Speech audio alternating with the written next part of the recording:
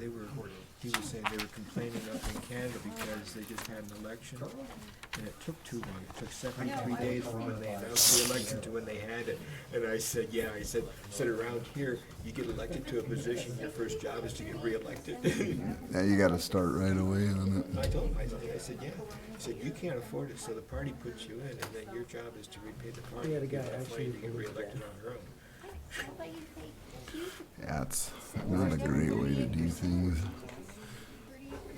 I'd like to call to order the regular meeting of the Chino Valley Planning and Zoning Commission, Tuesday, March 3rd, 2020. Mr. Somerville, would you lead us in the pledge? Yes.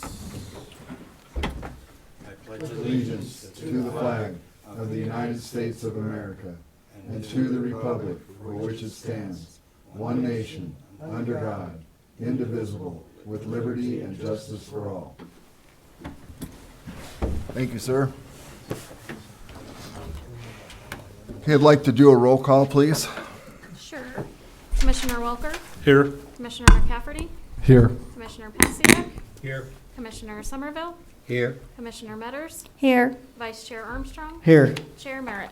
Here. Thank you. So we'll move forward to item 4A, consideration of possible action to approve the January 7th, 2020 regular meeting minutes. Has everybody on the commission had an opportunity to study those out? Does anybody have any questions or concerns? Seeing none, I'd entertain a motion. Mr. Chairman, I recommend we approve the minutes for January 7th regular meeting as printed and submitted. I'll second. So we have a motion and a second. Any further discussion? All in favor? Aye. So we'll move forward. The motion was carried. Anybody opposed? Unanimously. So we'll move forward to item 4B, consideration and possible action to approve the February 4th, 2020 regular meeting minutes. Has council or commission had a chance to observe all that? Any questions? I would entertain a motion. Mr. Chairman, I recommend we approve the February 4th, 2020 regular meeting minutes as printed and submitted. We have a motion. Do we have a second? I'll second it. We have lots of seconds. So, motion second. Any discussion? All in favor? Aye. Anybody opposed? Unanimously carried. So we'll move forward to item 5, staff reports. Do we have any of those, gentlemen? There are no current staff reports. Nope, not tonight. Thank you, sir.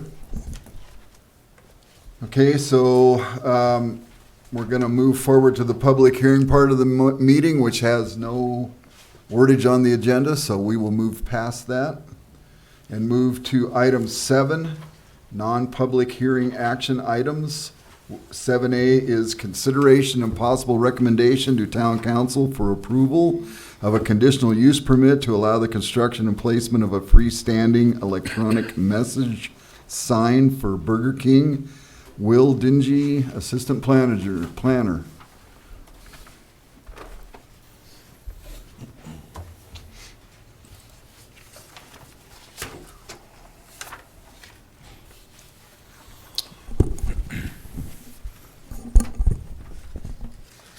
Alrighty. Chair and Commission, the item before you is a request for a conditional use permit to allow the construction and placement of a freestanding electronic message center sign for the under construction Burger King.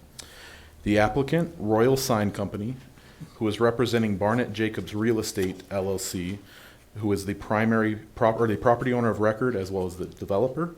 Shane Jacobs, the Jacobs and Bennett Jacobs, is in attendance with us tonight.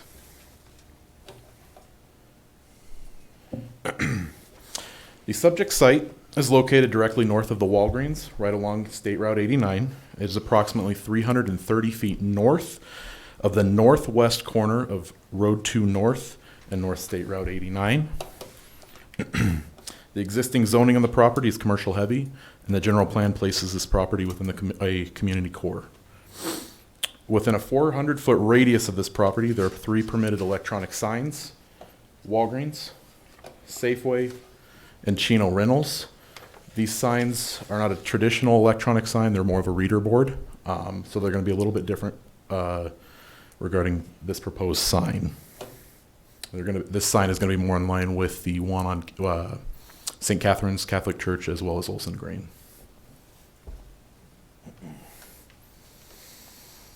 So the proposed electronic sign stands 14 feet tall, has an electronic sign area of 23.1 square feet on both sides of the sign.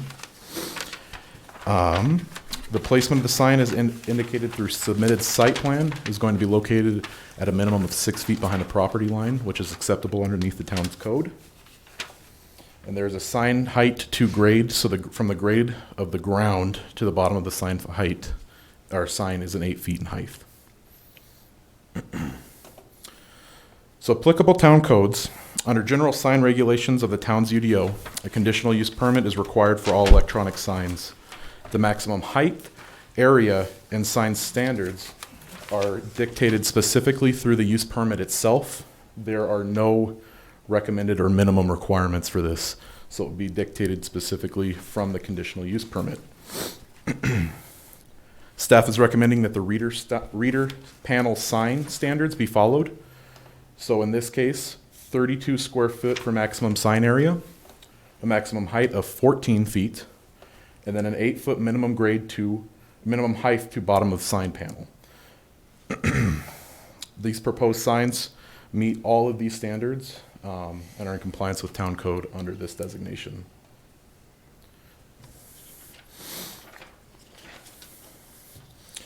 Historically, the town has required 3 additional conditions for previously approved conditional use permits for electronic signs. It is our intention to continue this with this sign as well. The first is to ensure compliance with Chino Valley's dark sky policy or ordinance. Town code does have provisions for illuminated signage, with this sign will be subject to and will adhere by. But to ensure compliance with to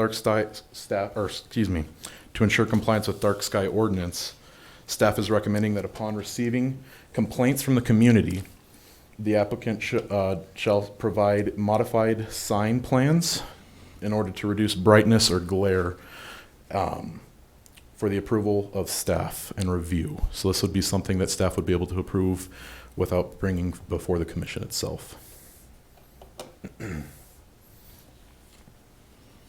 The second stipulation pertains to off-premise versus on-premise signs as dictated by Arizona Department of Transportation.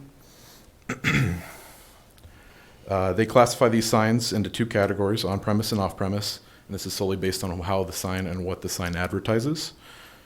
ADOT requires an additional permit for any off-site signage.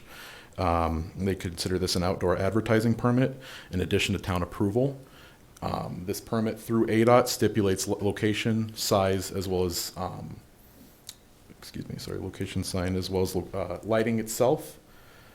And then underneath town code currently, we do not allow any off-site signage.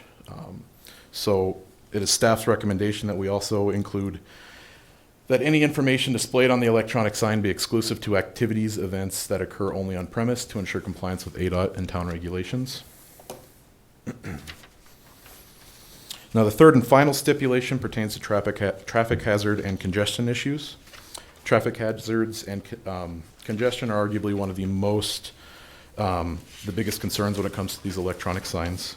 So to ensure mitigation of this issue, staff has read through and researched Arizona revised statutes, as well as Arizona Administrative Code.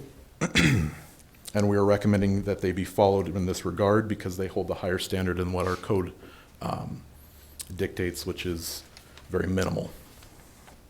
This is specifically in regarding animation in the advertisement length, and transition timing.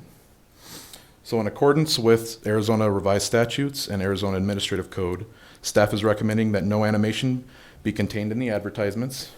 Advertisements must remain static for at least 8 seconds, and all transition times between advertisements be no greater than 2 seconds. And then there was a slight correction on the staff report. In the staff report itself, it was stated that the Arizona revised statutes were ARS 28-29-01 through ARS 28-29 or -2915. These are incorrect statutes. The correct statutes are ARS 28-790 or 7901 and ARS 287915. And then before this meeting as well, Vice Chair Armstrong pointed out that there was a directional issue on the surrounding properties table in regards to what was west and what was east. To the west of this property is a vacant agricultural property, and then to the east is KFC, Taco Bell, Safeway Commercial Center. So in conclusion, staff is recommending that the Planning and Zoning Commission forward to Town Council a recommendation of approval for a conditional use permit for the proposed 14-foot tall electronic message center sign with an electronic sign area of 23.1 square feet for Burger King, subject to these following conditions. Number one, the electronic sign shall not contain any form of animation and must remain static for at least 8 seconds with a transition time of no greater than 2 seconds. If town and/or Arizona Department of Transportation develop more stringent requirements for static and transition time code for electronic signs, the sign that is subject to this use permit shall be modified to comply. Number two, if the town receives complaints from the community residents of excessive brightness or glare at nights, the applicant shall submit sign modification plans to the Development Services Department for review and approval to ensure brightness and glare are reduced to a satisfactory level. And number three, information displayed on the electronic sign shall be exclusive to activities and events that occur only on the premise in compliance with ADOT regulations, ARS 28-7901 through ARS 28-7915 and Arizona Administrative Code R17-3-701 and R17-3-701.01 and the town's prohibition of off-site commercial signs. So we'll open it up to the commission for any questions or concerns. I have one question. Go ahead. Okay, well, Yeah. when the conditional use permit's provided to the Burger King right now, and let's just say 4 years from now, Burger King closes, it's not lucrative or whatever, and the new owner buys it to rename it, this conditional use permit needs to go back through the review process, right? It stays with the owner, not the property. No, conditional uses go with the property in Arizona. Okay, But we would possibly have the opportunity to revisit the conditional use permit.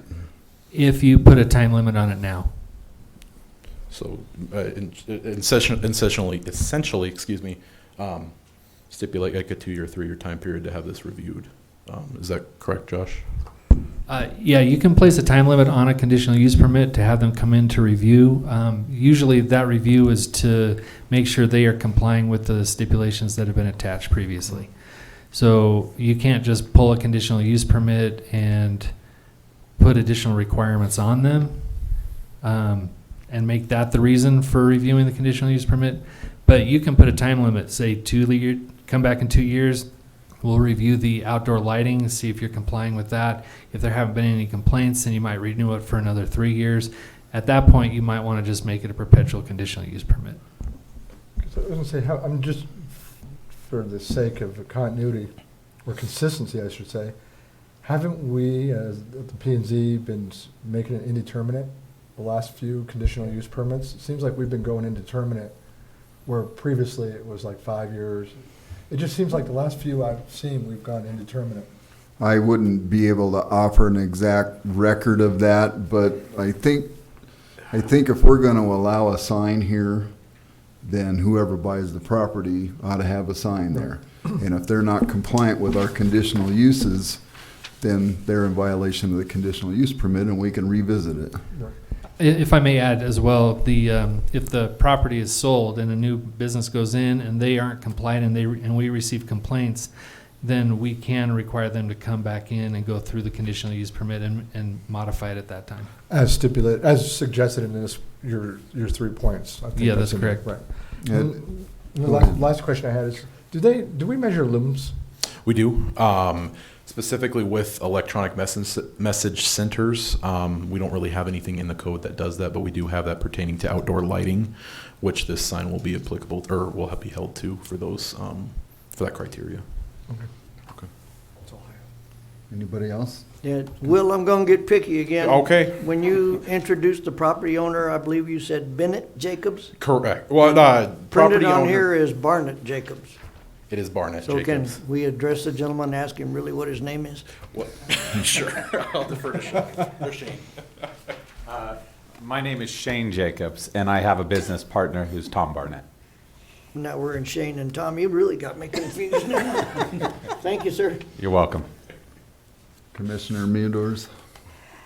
What all entails animation in an electronic sign? Is that when the words go across the That can screen? be considered animation, or having, for this use, a burger dancing across the sign or something like that.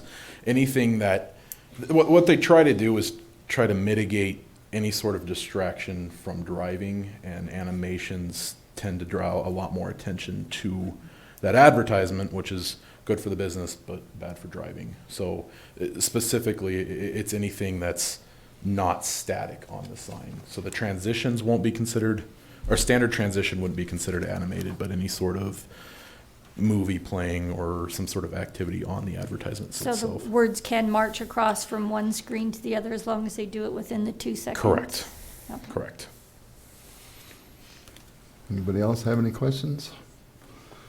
I have, I don't know if it's a concern or not, but there's a part in here where that if the town receives some complaints from the community residents for excessive brightness or glare, doesn't that sort of leave it open to a lot of subjective determinations, and how can we limit that? It would open it up to the subjective complaints that we might get.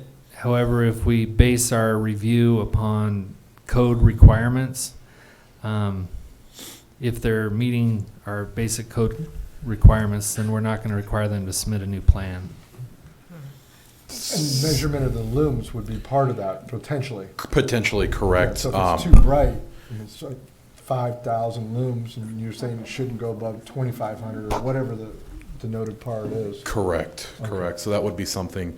So if, once we get a complaint, we'll make sure to inspect. In this case, it'd be specifically at nighttime. So we'd ensure, to the best of our abilities, that we feel that this sign is in compliance with the code. If we need to, we'll figure out a way to measure the lumens. Because at this point in time, I don't feel like we have a device that specifically measures that. The police department might, that we might be able to borrow to get this kind of more defined. All of that should be on the lighting plan that they Yes. submit. Correct. So I guess from the standpoint of always having to comply with the building code, being a contractor, I don't see that this is a good thing that the community has a bunch of comments for something that meets the sign code. Because there will be somebody that will complain about it, whether there is a legitimate complaint about it or not.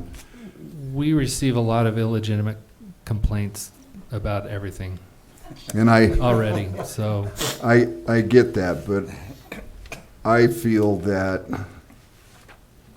if this gentleman or the company is in compliance, then the complaint can be received, but then it is just immediately discarded. So why are we leaving a window open here for issues? we can change the language to state that if staff reviews it and it's in compliance, then no additional plan will be required. Or That stipulation was on the Catholic Church and on Olson's, though. correct. Meaning this Is this language stipulation About with the brightness. people can complain, yes. It was on both of those. This is duplicate language from them. Okay. Yeah, I think Frank had a comment. Maybe to help clarify this, I think, Josh, that gets to similar to our code enforcement, that it's complaint driven. Then when you receive a complaint, you go investigate it, but it may or may not be a code compliance issue. Is that how it's handled? Yeah, that's correct. We're not going to invent new rules and requirements. Okay, so if we read this wordage that if the town receives a complaint that you'll investigate it, that only means you will investigate that it meets the current town sign code, period. And outdoor lighting code. Right. Yeah. But there's not gonna be a bunch of subjective, gosh, it's too bright for my eyes business. I don't have the authority to do that. It pretty much automatically goes to, he's got to comply when he may not have to because it may be a bogus complaint, the way this is written. Okay. With all the competing food stores. that's right. Yeah, speak into the microphone. I said probably all the complaints will be from the neighboring foods establishments. So I guess that pretty much put that to bed. All right, at this point, thank you, Will. At this point, would the owner please step up to the microphone and state his name and say his piece? My name is Shane Jacobs. I have been in this business for 20 years now, building Burger Kings here. I'm a native-born Arizona kid. This is our 52nd Burger King that we've built now, and I'm really excited to be here in Chino Valley. Looking forward to it, guys. Thank you. Does anybody have any questions for the gentleman? Thank you, sir. Thank you. Okay, so we'll move forward to the public portion of this item. Is there anybody in the public that would like to speak pertaining to this particular item? Seeing no volunteers? Yes, ma'am. You have to come up to the microphone and state your name and let us know what you're thinking. They don't bite.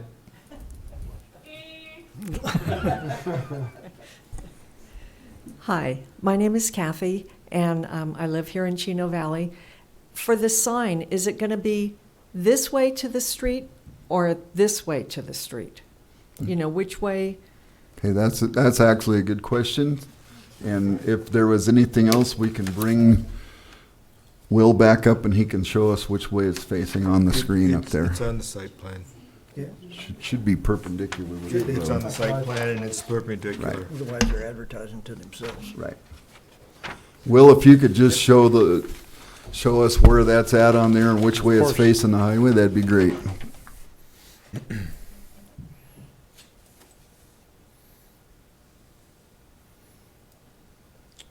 me get a better one here real quick.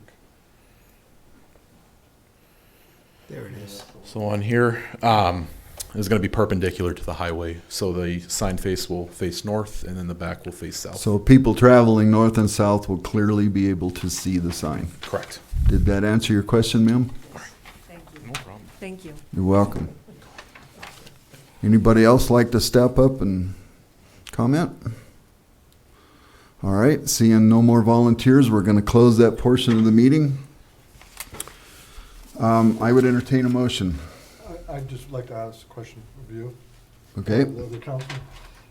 Just, do we want to go with the 3 to 5, or do we just want to make it like an indeterminate? Let it stay as long as the property's zoned and you can use for what commercial use? So they don't So, have to go through the process every 3 years, because they're going to go through the process anytime there's a complaint. I guess we can all offer our opinions on that, but from my standpoint, I think we should just make it a sign and be done with it. Right. I think that's what we did with Olson's. Yes. Olson's in the Catholic Church, we Yes. didn't put a time So stipulation on we ought those. to be consistent. So if I gotta eat item 2, we're gonna eat that one too.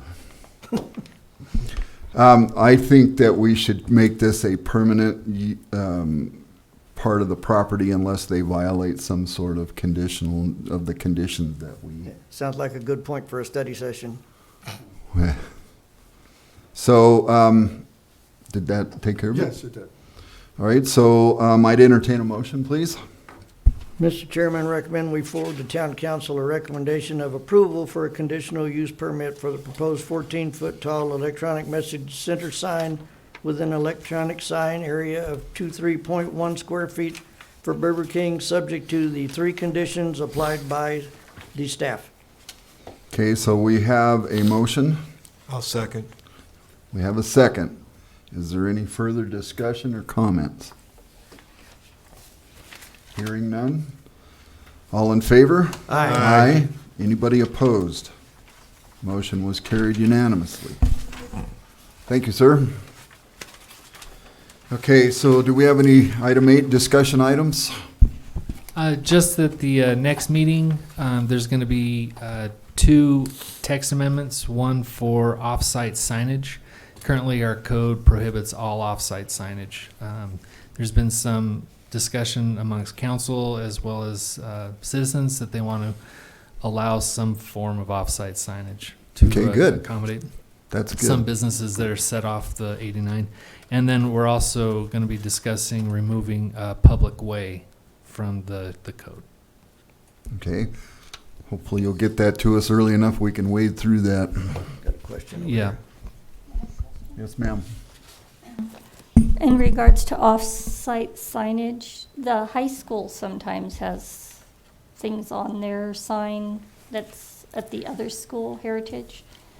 Does that count as off-site if it's still within the school system? No, the school system is their own kind of government entity, and government is not, they're not regulated by our code.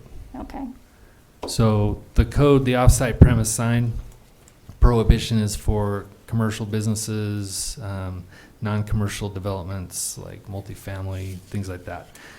okay. All right, so would that take care of that? Item 8? Yeah, that's it. Thank you, sir.